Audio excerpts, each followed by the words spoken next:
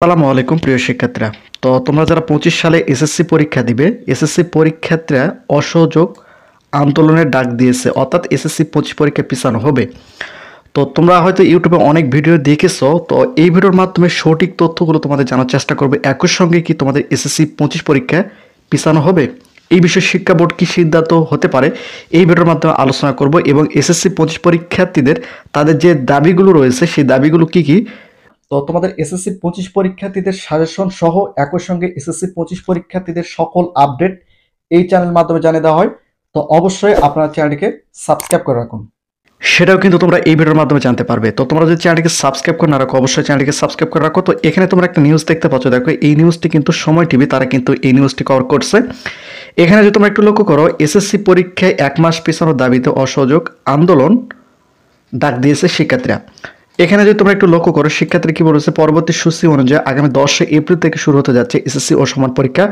তবে পরীক্ষায় 1 মাস পিছন সহ 2 দাবিতে সারা দেশে অসহযোগ আন্দোলন ডাক দিয়েছে শিক্ষার্থীরা।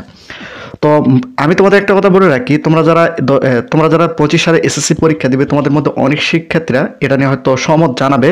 তো মেন কথা হচ্ছে যে তোমরা যদি পরীক্ষা পিছানোর দাবি জানাও, সেক্ষেত্রে এমন হতে পারে যে যদি 10 এপ্রিল থেকে পরীক্ষা শুরু হয়, তাহলে কিন্তু তোমাদের অনেক বড় সমস্যার সম্মুখীন কিন্তু তোমরা হবা। এখন দেখা গেল যে পরীক্ষা পিছালো না, 10 এপ্রিল থেকেই এসএসসি 25 পরীক্ষা শুরু হলো, সেক্ষেত্রে দেখবা যে এবার ফেলের সংখ্যাটা কিন্তু বেশি হবে, অনেক বেশি হবে। কারণ শিক্ষা বোর্ড চাচ্ছে যে এসএসসি পরীক্ষা কিন্তু ফেব্রুয়ারি মাসের মধ্যে কমপ্লিট হয়ে যায়। যেহেতু ফেব্রুয়ারি মাস এপ্রিলে মাসে পরীক্ষা অনুষ্ঠিত হচ্ছে, সেক্ষেত্রে শিক্ষা বোর্ড চাচ্ছে যে পরীক্ষার যে নির্দিষ্ট সময়গুলো রয়েছে, নির্দিষ্ট সময়ের মধ্যে যেন এসএসসি পরীক্ষা শেষ হয়। তারপর কিন্তু তোমরা যারা 25 সালে এসএসসি পরীক্ষা দেবে, 2 মাস পরে কিন্তু তোমাদের পরীক্ষা অনুষ্ঠিত হচ্ছে। তো এখন শিক্ষার্থীদের যে দাবিগুলো রয়েছে সেটা তোমাদের একটু পরিষ্কার করে দেয়। এরপর তো এই 25 সালে এসএসসি পরীক্ষা পিছাবে কিনা সেটা আমি তোমাদের বিস্তারিত আলোচনা করছি। তো এখানে যদি তোমরা একটু লক্ষ্য করো, তাদের যে 2টা দাবি রয়েছে, দাবিগুলো হচ্ছে যে পরীক্ষায় 1 মাস পিছানো এবং সব পরীক্ষায় 2 থেকে 3 দিন বা 4 দিন করে বন্ধ দেওয়া। অর্থাৎ তোমরা যারা 25 সালে এসএসসি পরীক্ষা দিবে, তোমাদের কমপক্ষে 1 মাস পরীক্ষা পিছাতে হবে, সব পরীক্ষায় 3 থেকে 4 দিন পরীক্ষা বন্ধ থাকতে হবে, পরীক্ষার পূর্বে বন্ধ থাকবে। এটা হচ্ছে এসএসসি 25 পরীক্ষার্থীদের যে দাবি, সেটা কিন্তু তারা এখানে উল্লেখ করছে। তো তোমাদের মতামত থেকে অবশ্যই তোমরা এখানে নিচে কমেন্ট করে জানাবে। তো মোট কথা হচ্ছে যে যদি তোমাদের এপ্রিলের পরীক্ষা শুরু হয়, সেক্ষেত্রে এইচএসসি পরীক্ষা কিন্তু জুলাই শেষের দিকে যে এসএসসি 25 রয়েছে সেটা কিন্তু অনুষ্ঠিত হওয়ার কথা রয়েছে। এখন যদি তোমাদের এসএসসি 25 পরীক্ষা পিছনে হয়, সেক্ষেত্রে কিন্তু এইচএসসি পরীক্ষা কিন্তু আবারও পিছনে যাবে।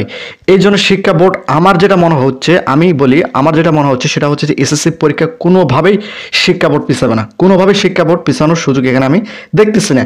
তবে যদি সর্বশেষ একবারে চূড়ান্ত হয়ে যায়, সেক্ষেত্রে হয়তো শিক্ষা বোর্ড এই বিষয়ে সিদ্ধান্ত নেবে। তবে আমি তোমাদের বলে রাখি, এসএসসি পরীক্ষা পিছানোর সুযোগ কিন্তু এখানে নেই। দাবির যৌক্তিকতা হিসেবে পরীক্ষার্থীরা জানিয়েছে, রমজান মাসে রোজা রেখে ভালোভাবে পরীক্ষার প্রস্তুতি নেওয়া সম্ভব হয়নি। এটা সম্পূর্ণ একটা অযৌক্তিক শিক্ষার্থীদের দাবি। এছাড়া ঈদের পরপরই পরীক্ষা শুরুর প্রস্তুতি নেওয়া সম্ভব হচ্ছে না, তাই 1 মাসের সময় দিলে ভালো প্রস্তুতি নেওয়া যেতে পারে। তো শিক্ষা বোর্ড কিন্তু কমপক্ষে 2 মাস আগে রুটিন কিন্তু প্রকাশ করছে, 2 মাস আগে রুটিন প্রকাশ করছে যে 10 এপ্রিল থেকে তোমাদের এসএসসি পরীক্ষা অনুষ্ঠিত হবে। এখন যদি তোমরা পরীক্ষার যে আগের সময়গুলো তোমরা যদি পড়াশোনা না করে এখন পরীক্ষার সময় এসে যদি বলো যে পরীক্ষা পিছানো হবে, সেক্ষেত্রে কখনোই শিক্ষা বোর্ড পরীক্ষা পিছাবে না। একই সঙ্গে এখানে যদি তোমরা একটু লক্ষ্য করো, এখানে বলছে যে তারা আরও জানিয়েছে যে গরমে একটার পরীক্ষা দেওয়া সম্ভব নয়, গরমে একটার পরীক্ষা দিলে শিক্ষার্থী অসুস্থ পড়বে। এছাড়া বেশিরভাগ শিক্ষার্থী পরীক্ষা কেন্দ্রে দূরে, তাই প্রত্যক্ষ পরীক্ষার 3 থেকে 4 দিন বন্ধ দিতে হবে। তো এই যে শিক্ষার্থী যে দাবি দেওয়া রয়েছে, এগুলো সম্পূর্ণ যেটা দেখা যাচ্ছে সেটা হচ্ছে অযৌক্তিক একটা বিষয়। এখন তোমাদের যদি মধ্যে কনফিউশন থাকে যে যেহেতু তোমাদের কয়েকটি সাবজেক্ট হয়তো পরস্পর পরীক্ষা অনুষ্ঠিত হবে, গণিত এবং আইসিটি এবং ইসলাম শিক্ষা, এই সাবজেক্টগুলো পরস্পর পরীক্ষা অনুষ্ঠিত কথা, এই পরীক্ষাগুলো তোমাদের পিছানোর যে দাবি সেটা যদি তোমরা বলো, সেক্ষেত্রে কিন্তু এটা যৌক্তিক বলে আমার মনে হচ্ছে। শুধুমাত্র আমি আমার তরফ থেকে বলতেছি, এগুলো যদি তোমরা বলো যে এগুলো পিছানো হোক বা 2-3 দিন করে বন্ধ দেওয়া হোক, সেক্ষেত্রে শিক্ষা বোর্ড হয়তো বা মেনে নিত। কিন্তু তোমরা যদি বলো যে 1 মাস পরীক্ষা পিছানো দরকার, তাহলে আমার মনে হচ্ছে যে 1 মাস কিন্তু কখনো পরীক্ষা পিছাবে না। কারণ তোমাদের পরীক্ষা পিছালে আবার এইচএসসি পরীক্ষা পিছিয়ে যাবে, সেক্ষেত্রে এইচএসসি যে পরীক্ষা যে পিছায়, সেক্ষেত্রে 26 সালে এইচএসসি পরীক্ষা কিন্তু সমস্যা হতে পারে। এই জন্য আমার মনে হচ্ছে না যে শিক্ষা বোর্ড পরীক্ষা পিছাবে। তবে তোমাদের যে পরীক্ষাগুলো পরস্পর রয়েছে সেগুলো হয়তো বা তারিখ পরিবর্তন হতে পারে। তো এটা সম্পূর্ণ কিন্তু আমার মতামত। তো এখানে তোমাদের মতামত থেকে অবশ্যই তোমরা নিচে কমেন্ট করে জানাবে।